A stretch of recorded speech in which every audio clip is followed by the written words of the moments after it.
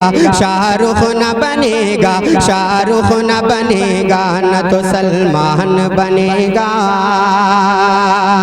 نہ تو سلمان بنے گا، شاہ رخ نہ بنے گا، نہ تو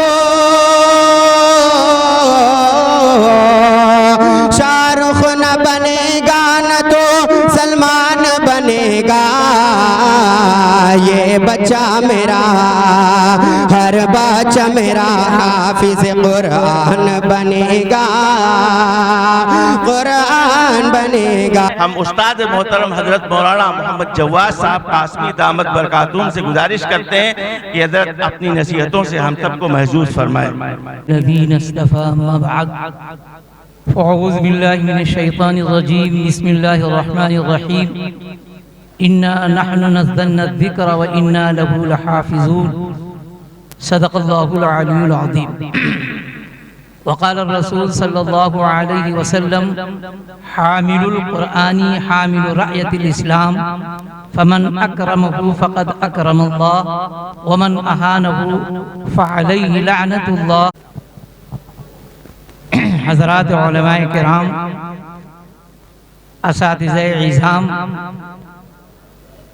اور باہر سے آئے ہوئے مہمانان حضرات، عزیز طلبہ اور پردے میں بیٹھی ہوئی خواتین، ابھی بچوں نے قرآن کریم ختم کر کے سب کے سامنے سنایا۔ خاص طور پر اس تقریب کے بارے میں ابھی صدر المدرسین بڑے اچھے انداز میں، بڑے اچھے الفاظ میں اس کا تعارف فرما رہے تھے۔ یقیناً یہ انتہائی مسرت اور شادمانی کا موقع ہے، کیونکہ یہ عام تقریبوں کی طرح تقریب نہیں ہے، بلکہ اس سے بہتر کوئی تقریب ہی نہیں ہو سکتی۔ یہ انتہائی خوشنما تقریب ہے، انتہائی بہتر تقریب ہے، اور کیوں نہ اس کو بہتر تقریب کہا جائے، جبکہ حدیث میں اللہ کے رسول صلی اللہ علیہ وسلم نے فرمایا خیرکم من تعلم القرآن وعلمہ، تم میں بہتر وہ شخص ہے جو قرآن سیکھے اور سکھائے۔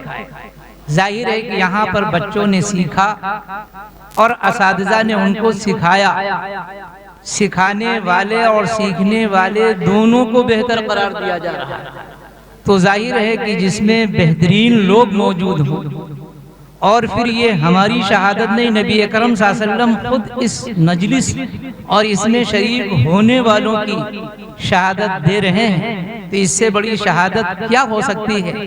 اس لیے اس سے بڑی کوئی عظیم الشان تقریب ہو ہی نہیں سکتی۔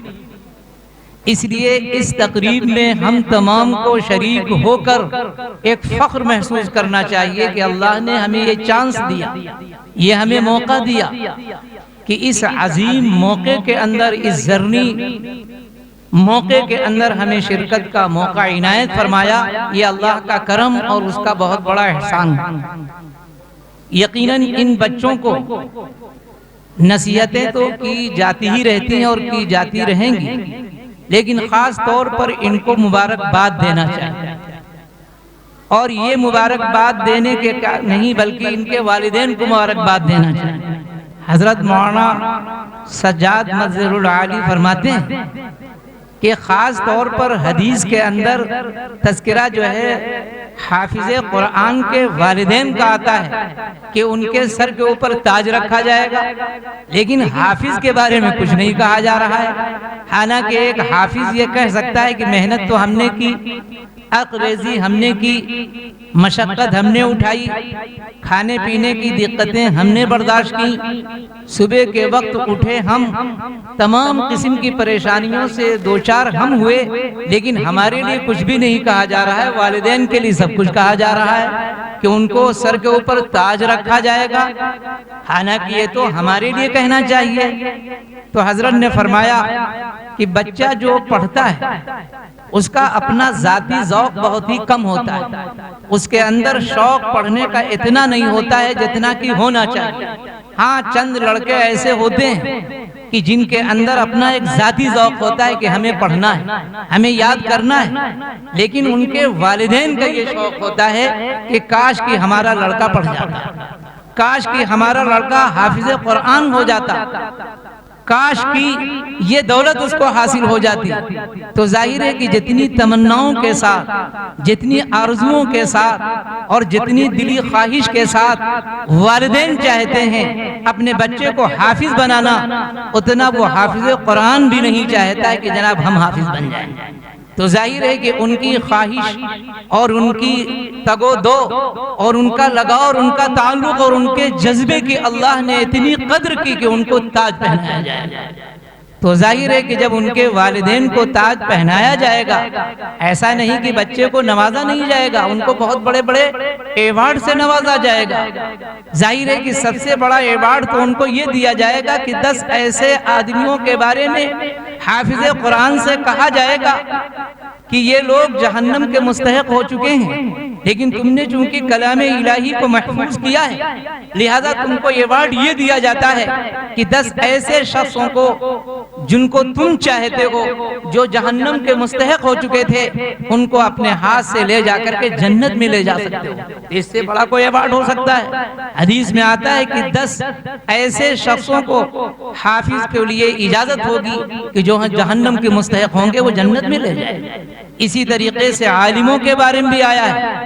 بہت سے لوگ یہ سوچتے ہیں کہ حافظوں کے لیے بڑی باتیں آئی ہیں، ایسی بات نہیں، عالموں کے لیے بھی حدیث میں آیا ہے، اور فرمایا کہ ایک عالم 400 آدمیوں کو جنت کے اندر لے جائے گا جو جہنم کے مستحق ہو گئے ہوں گے۔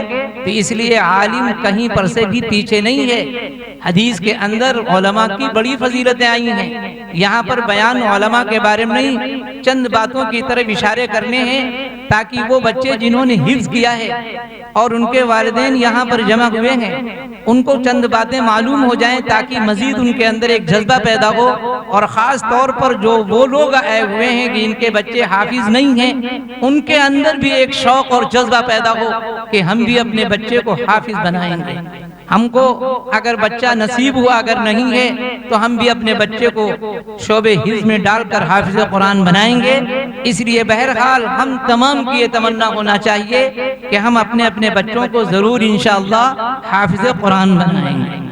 ابھی میں نے قرآن کریم کی ایک آیت بھی پڑھی ہے اور ساتھ ساتھ میں ایک حدیث کا ٹکڑا بھی پڑھا ہے۔ وقت بھی کم ہے چونکہ کئی لوگوں کو بولنا ہے، چند باتوں کے ساتھ میں اپنی بات کو ختم کر دوں گا۔ قرآن کریم میں فرمایا گیا اِنَّا نَحْنُ نَزَّلْنَا الذِّكْرَ وَإِنَّا لَهُ لَحَافِظُونَ، بے شک ہم نے ہی ذکر کو نازل کیا اور ہم ہی ذکر کی حفاظت کرنے والے ہیں۔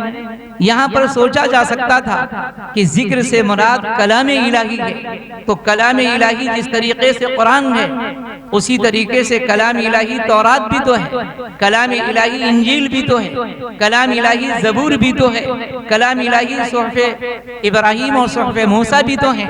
یہ تمام کے تمام کلام الہی پر مشتمل ہیں، لہذا یہ تخصیص کیوں کی جاتی ہے کہ اس سے مراد قرآن ہی ہے؟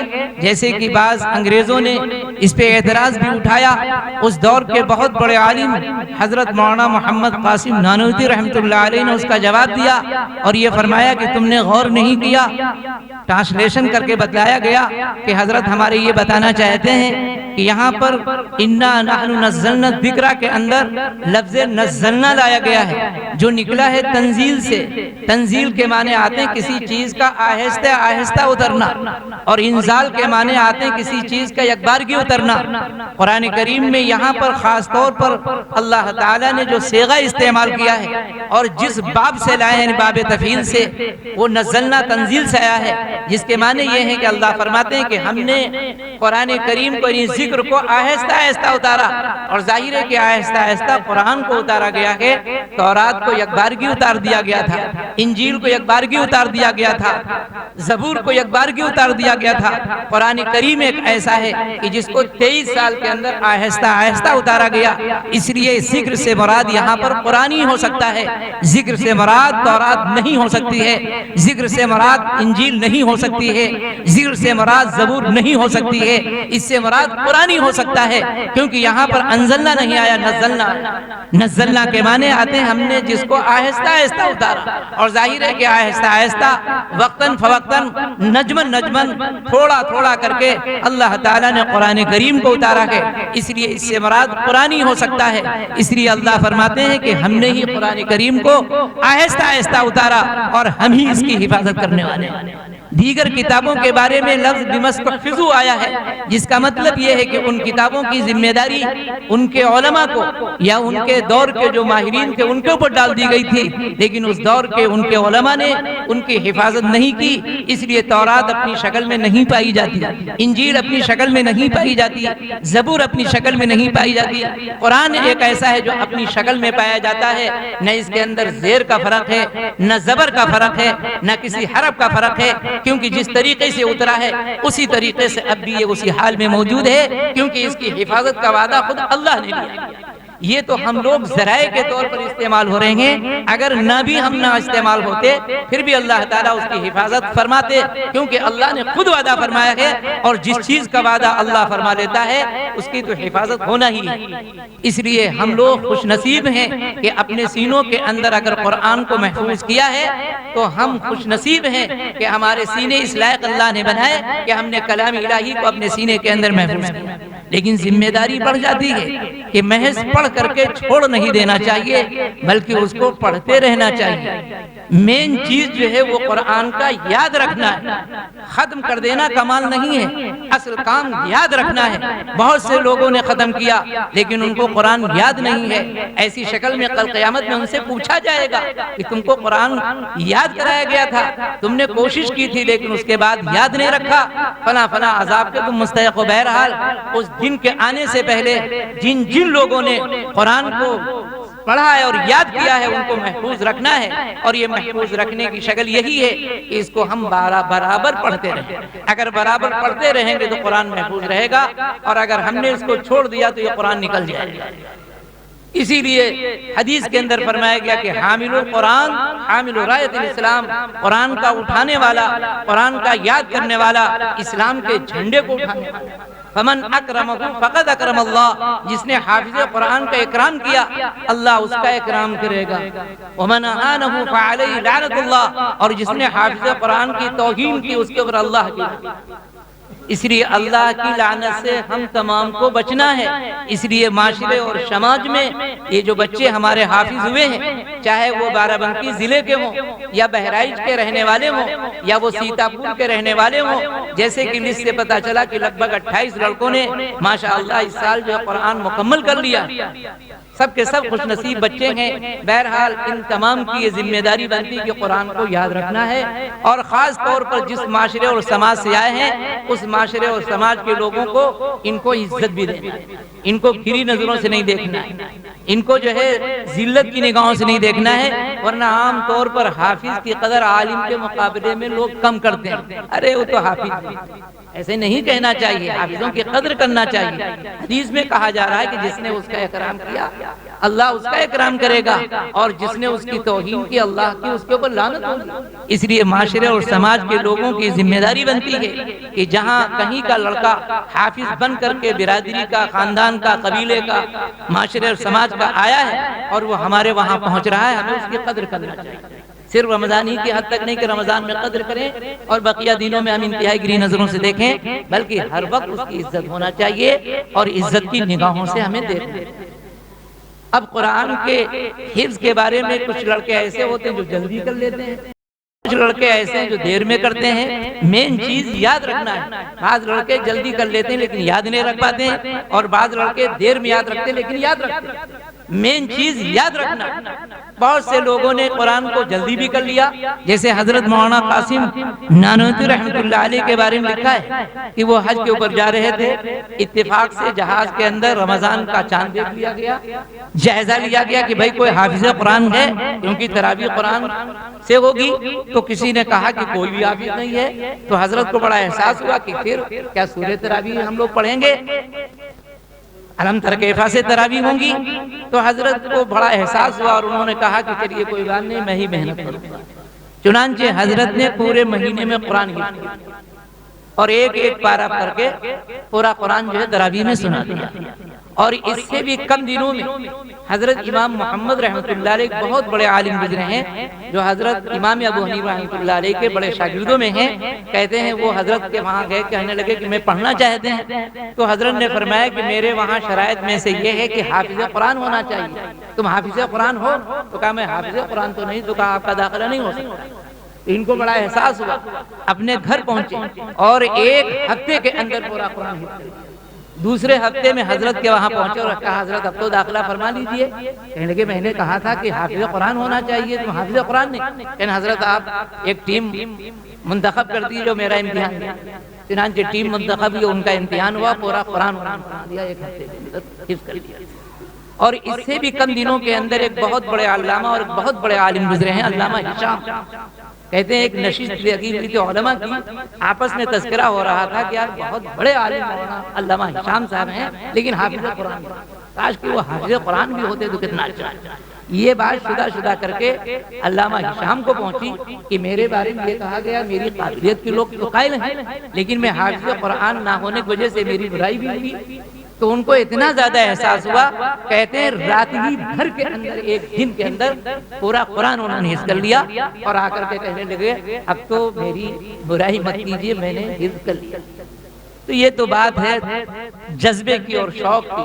جیسا جس کے اندر شوق ہوگا اس کے اعتبار سے کم دن اور زیادہ دنوں کے اندر قرآن لوگ یاد کر لیا کرتے ہیں. آج اگر ہم بھی اپنے اندر جذبہ پیدا کر لیں تو بہت سے لوگوں نے بوڑھی عمر کے اندر بھی حفظ کیا.